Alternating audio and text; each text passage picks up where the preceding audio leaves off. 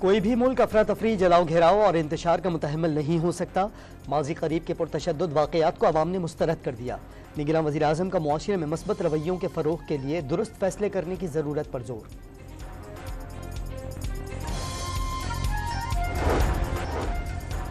रावलपिंडी और लाहौर में इंसदादे पोलियो मुहिम खत्म।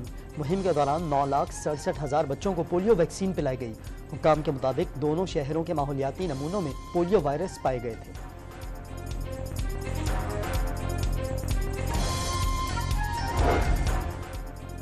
कोयटा के इंस्कम रोड पर सीवरेज लाइन में गैस भरने के बायस धमाका। दीवार को जुज़वी नुकसान, कोई जानी नुकसान नहीं हुआ। और कोलंबो में बारिश ने पाक भारत मैच मुअत्तल करा दिया। कल खेल वहीं से शुरू होगा जहां पर रुका। भारत के 21.1 ओवर में 2 विकेटों पर 147 रन।